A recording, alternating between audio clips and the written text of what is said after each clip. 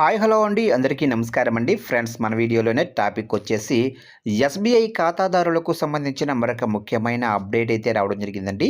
అయితే ఇందుకు సంబంధించిన పూర్తి వివరాలైతే మన వీడియోలో తెలుసుకుందామండి. వీడియో మాత్రం పూర్తి వరకు చూడండి ఫ్రెండ్స్, అప్పుడే మనకి పూర్తి సమాచారం అయితే తెలుస్తుంది. ఇక లేట్ చేయకుండా టాపిక్లోకి వెళ్ళిపోదాము. ఇక రూపాయల కరెంటు బిల్లు కట్టబోయి ఏకంగా 1.99 లక్షలు పోగొట్టుకున్న ఒక ఎస్బీఐ ఖాతాదారుడికి వినియోగదారుల కోర్టులో న్యాయం జరిగింది. బెంగళూరుకు చెందిన ప్రదోష్ కుమార్ అనే వ్యక్తికి ఎదురైన ఈ చేదు అనుభవం, ఆ తర్వాత ఆయన సాగించిన పోరాటం గురించి ఇప్పుడు మనం తెలుసుకుందాము. అసలు ఏం జరిగిందంటే, 2022 జూలైలో ప్రదోష్కు ఒక ఎస్ఎంఎస్ వచ్చింది. మీ కరెంటు బిల్లు కట్టలేదు, వెంటనే కట్టకపోతే కరెంటు కట్ చేస్తాము అన్నది ఆ మెసేజ్లో ఉంది. భయపడిన ఆయన ఆ మెసేజ్లో ఉన్న నెంబర్కు ఫోన్ చేశారు.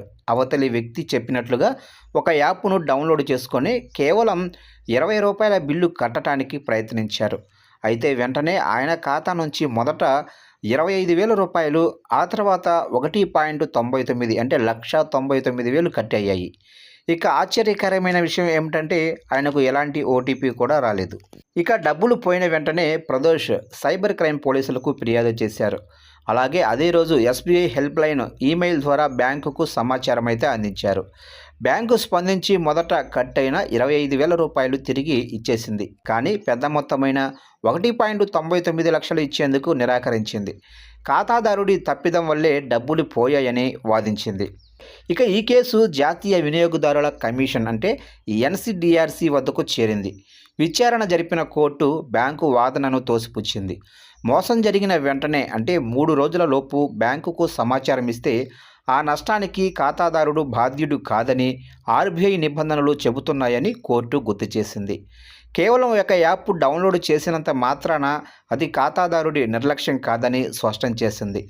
బాధితుడికి పోయిన 1.99 అంటే 1,99,000తో పాటు అదనంగా ₹25,000 పరిహారం చెల్లించాలని ఎస్బీఐని ఆదేశించింది.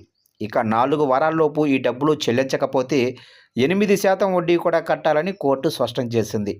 ఇక ఆన్లైన్ మోసాల పట్ల జాగ్రత్తగా ఉండటంతో పాటు మోసం జరిగితే వెంటనే స్పందిస్తే న్యాయం జరుగుతుందని ఈ తీర్పు నిరూపించింది.